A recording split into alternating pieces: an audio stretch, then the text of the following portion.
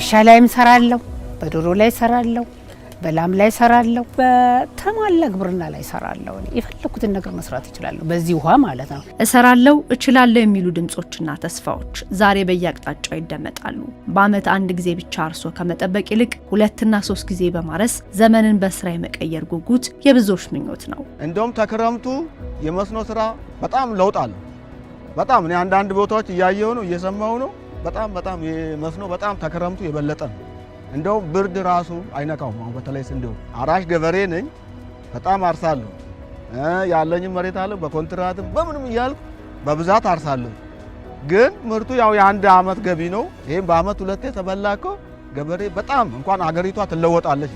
ቀደም ሲል አላስፈላጊ መጓተቶችና የግል ጥቅምን ማስቀደም አንድ ፕሮጀክት ጀምሮ ለመጨረስ አመታትን እንድንጠብቅ ያደርጉን ነበር። በትንሽ ፕሮጀክት በህንፃ ደረጃ G+1 G+2 ህንፃዎች እኮ 10 ዓመት 15 ዓመት ፈጅተዋል። እሳቤው ምን ነበረ?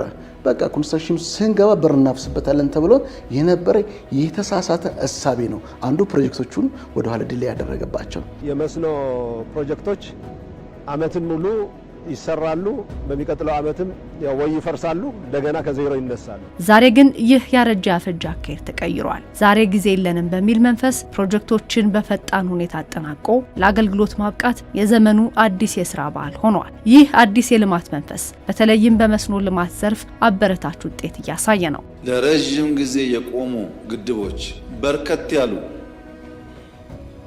እነ መገጭ በዚህ ክረምት ይጠናቀቃሉ እና አርጆ ይጠናቀቃሉ።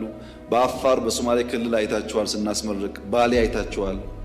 ትላልቅ ግድቦች ጨርሰናል። እስካሁን በዚህ 2 ዓመት ብቻ ቢያንስ ኦልሞስት አሁን ሊጠናቀቁ ያሉ መገጭና አርጆን ጨምሮ ወደ 10 ፕሮጀክቶችን እያጠናቀቅ ነው። 8ቱን አጠናቀናል። 2ቱ ኦልሞስት ወደ መጠናቀቅ ሂደት ናቸው ያሉት። ይሄ ከፍተኛ ለውጥ ነው። ከፍተኛ ያው መስኖ ፕሮጀክቶች ከፍተኛውን ኢንቨስትመንት የሚወጣበት ስለሆነ ከፍተኛ የሆነ ወጪ ወጣባቸው ፕሮጀክቶች ናቸው። ስለዚህ በአጠቃላይ ስናይ የፕሮጀክት አፈጻጸማችን በልዩ ሁኔታ እንዲጨምር ሆኗል። ውጤትም ታይቶበታል ማለት ነው። በ2 ዓመታት ብቻ በተከናወኑ የጠንካራ የመስኖ ፕሮጀክት ስራዎች ከ225000 ሄክታር በላይ መሬት ማልማት እንዲቻል ተደርጓል። ይህ ትልቅ እርምጃ ጦም የሚያድር መሬትም ሆነ ያለ ስራ የሚቀመጥ አርሶ አደር እንዳይኖር አድርጓል። ፕሮጀክቶች ሙሉ በሙሉ የሚጠናቀቁት 2ቱን ጨምረን ስናጠናቀቅ ወደ 225000 ሄክታር በላይ ነው ማልማት የሚችሉት። ይሄ ማለት በእጥፍ ስናደርገው ከሜቢ 500,000 አባወራ በላይ ማልማት የሚያስችል ነው ማለት ነው። ይሄ ትልቅ ለውጥ ነው።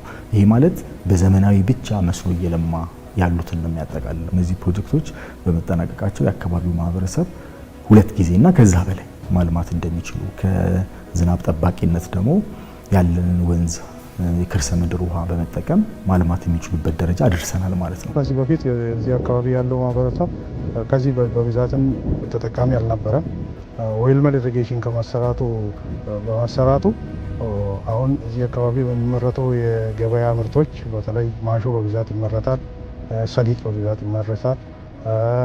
እነኚህ እህሎች በተለይ ስንዴ በምግብ ዋስትና ራስን የመቻል ትልቅ አስተዋጽኦ ነው ያለው። ከዚህ ቀደም ከነበሩ የአሰራር ግድፈቶች በመማር ነገን የተቃና ማድረግ የጠየቀውን የአመራር ቁርጠኝነትና የአሰራር ጥራት ማረጋገጥ ተችሏል። ይህ ሀገሪቱ በምግብ ራስን ለመቻል ለምታደርገው ጉዞ ትልቅ አቅምን ፈጥሯል። የአርብቶ አደሩን ችግር ብቻ ሳይሆን የመላውን ሕዝብ የምግብ ዋስትና የሚያረጋግጡ ናቸው።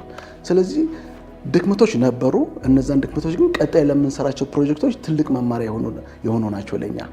ስለዚህ እስከነ ድክመቶቻቸው ወስደን አሁን ግን ቀጣይ የምንሰራቸውን ከነዛ ድክመቶች ተምረን የተሻለ ፐርፎርም አድርገን የምንጨርስበትን ብዙ ማሳያ ፕሮጀክቶች አሉን። አሁን በአሁን ሰዓት ላይ እጃችን ላይ ጥሩዎችን ወደ ተሻለ ፐርፎርም የምናደርግበት፣ በስህተት ያየናቸውን ደግሞ ስህተቶቻቸውን በመማሪያነት ወስደን የተሻለ ፕሮጀክት አፈጻጸም የሚኖሩበትን በመፍጠር አርሶ አደሩንም የከተማውን ማህበረሰብ የተሻለ የኮንስትራክሽን ኢንዱስትሪ ሴፍ ኤሪያ ውስጥ እንዲኖር የማድረግ ስራ ይሰራል ብዬ ነው የማስበው። የፕሮጀክት አመራር ስርዓታችንን አስተካክለን የዝርዝር የሆነ ጥናት በእያንዳንዱ ፕሮጀክት ለምን ፕሮጀክቱ እንዴት ተቀረጸ፣ ለምን ተቀረጸ፣ ለምን ዘገየ፣ መፍትሄ አስቀምጠን የፕሮጀክት ማናጅመንት ስርዓታችንን አስተካክለን ፕሮጀክቶች እያጠናቀቅን ያለን። በጣም 24 ሰዓት የሚሰራባቸው ፕሮጀክቶች አልነበሩም ከዚህ በፊት።